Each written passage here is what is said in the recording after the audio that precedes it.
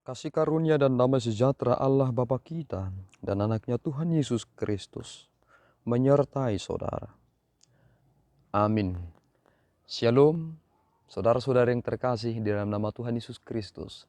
Senang bisa menyapa saudara di tempat saudara berada hari ini. Dalam dimensi yang berbeda tetapi dalam dunia yang sama. Sebagai insan yang diciptakan untuk Tuhan, sebelum kita melakukan rangkaian aktivitas kita pada hari ini, marilah kita mengawalinya dengan mendengarkan firman Tuhan. Salam, ayat renungan kita pada hari ini tertulis di Hosea 10 ayat 12 yang berbunyi demikian. Menaburlah bagimu sesuai dengan keadilan. Menuailah menurut kasih setia.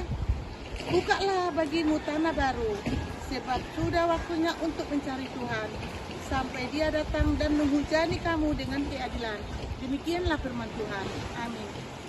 Saudara-saudara yang terkasih di dalam nama Tuhan Yesus Kristus, pengertian ini membawa kita kepada suatu kesadaran bahwa ternyata kita juga sering melakukan hal yang demikian. Karena kita terlalu takut untuk tidak makan, kita menabur apa yang kita kerjakan bukan berasal dari kebenaran. Kita memutuskan perkara tanpa keadilan, dan kita mendapatkan penghasilan kita bukan pada jalan yang sebenarnya. Dan inilah kekecewaan Tuhan yang telah dinyatakan kepada kaum Efraim yang telah melakukan perbuatan yang sangat Tuhan tidak kehendaki. Tuhan pernah berkata bahwa Efraim dahulu adalah seekor angan lembu yang terlatih. Lihatlah, tidak ada lembu yang bisa langsung menggirik sawah dengan sendirinya. Sejak dari kecil mereka telah terlatih untuk dapat membajak sawah dengan baik. Bagaimana Allah berkata bahwa Efraim juga demikian. Sejak kecil mereka telah dilatih untuk dapat menggirik sawah. Dan lihatlah saudaraku yang terkasih, bagaimana Tuhan sebenarnya melatih kita untuk menjadi orang-orang yang adil dan benar. Dan ternyata sering sekali ketika kita melakukan pekerjaan kita kehilangan prinsip dan kita kehilangan pandangan akan pekerjaan kita masing-masing. Ternyata bukan Tuhan yang menjadi yang terutama sebagai hal yang kita cari dari pekerjaan itu. Ternyata kita lebih terbuai dengan gaji yang kita terima ketimbang mengucap syukur dari apa yang boleh kita kerjakan. Dan inilah yang membawa seseorang itu semakin jauh dari Tuhan. Itu mengapa statement yang tegas ini disampaikan kepada orang-orang Israel yakni Efraim lewat Hosea bahwa kamu harus menabur sesuai dengan keadilan.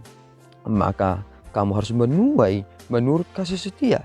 Bukalah bagimu tanah baru. Kita harus membuka lembaran yang baru, saudara.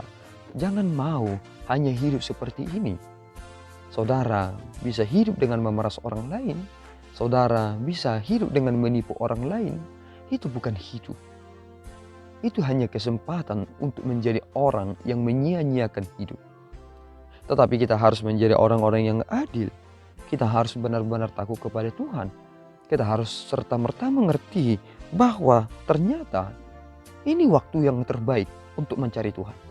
Jangan pernah berkata, nanti ketika aku sudah tua, baru aku akan bertobat. Sekaranglah waktu yang terbaik untuk kita menjadi orang yang bertobat kembali kepada jalan yang benar itu dan melakukan pekerjaan-pekerjaan yang baik. Lebih baik kita menikmati hasil yang sedikit tetapi dengan jerih payah kita, dengan membakar keringat kita, dengan jalan yang benar, ketimbang kita menikmati banyak hal tetapi berasal dari tipu muslihat, dari yang bukan jalannya, atau dengan cara yang bersumber dari hikmat-hikmat dunia ini.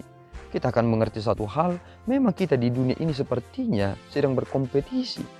Tetapi ketika kita berkompetisi dalam perjalanan kehidupan ini, kita jangan menjadi orang yang menghalalkan segala cara supaya kita menjadi orang yang mendapatkan segala hal. Kita harus menjadi orang-orang yang adil, karena orang yang membajak dengan kefasikan akan menurai kecurangan. Mereka akan memakan buah kebohongan. Karena ketika kita mengandalkan diri kita sendiri, ternyata itu jugalah bentuk dari kefasikan itu. Maka saudaraku, tetaplah bersandarkan kepada kekuatan yang bersumber dari Tuhan. Awali pekerjaan saudara dengan terus berdoa dan berserah diri kepada Tuhan. Memang Tuhan mengizinkan ada kekuatan dalam diri kita. Kita memiliki otot dan memiliki otak. Kita bisa menggunakan itu secara optimal. Tetapi lihatlah satu hal, bagaimana pergeseran nilai itu telah terjadi dalam kehidupan kita. Dulu orang menyembah batu, menyembah pohon dan lain sebagainya disebut sebagai penyembahan berhala. Tetapi kini orang yang menyombongkan dirinya lebih mengandalkan kekuatannya sendiri. Dia juga sedang menjadikan dirinya seperti Allah bagi dirinya. Itu adalah keberhalaan. Dan ketika kita lebih terbuai dengan kekayaan kita, kemewahan yang kita dapatkan, ternyata kita menjadi orang-orang yang begitu fasik. Maka saudaraku yang terkasih, Allah itu adalah Allah yang setia, Allah yang sejati, dan Allah yang benar. Tuhan tidak ingin kita menjadi manusia-manusia yang hidup dalam kemerosotan moral. Kita telah mengetahui ini. Kita punya beban moral dari apa yang kita telah terima ini.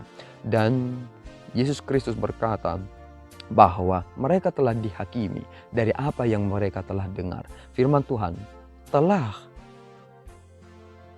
memberikan kita penjelasan bahwa sejak saat ini kita telah menghakimi diri kita sendiri dari kebenaran yang boleh kita terima dan dengarkan hari ini. Jangan terbuai dengan apa yang saudara dapatkan, tetapi teruslah menjadi orang yang mendapatkan perhatian Tuhan. Tuhan memberkati, kita berdoa. Ya Allah Tuhan kami bersyukur atas anugerah-Mu. Terpuji nama-Mu Bapa lewat firman yang boleh kami dengarkan hari ini. Maafkan kami Bapa atas kefasikan kami, yang lebih menekankan kekuatan kami, yang tidak mencari kebenaran-Mu, yang tidak mencari kemurahan hati-Mu. Tolong pelihara kami Bapa dan izinkan kami mengerti akan maksud Tuhan lewat Roh Kudus yang menuntun kami, sehingga kami benar-benar sebagai manusia yang telah mengerti dan hidup sebagaimana kami semestinya hidup di hadapan Tuhan. Terpuji nama-Mu Bapa, dalam Yesus kami telah berdoa dan mengucap syukur. Anugerah Tuhan kita Yesus Kristus, kasih setia Allah Bapa, dan persekutuan Roh Kudus menyertai saudara. Amin. Tuhan Yesus memberkati.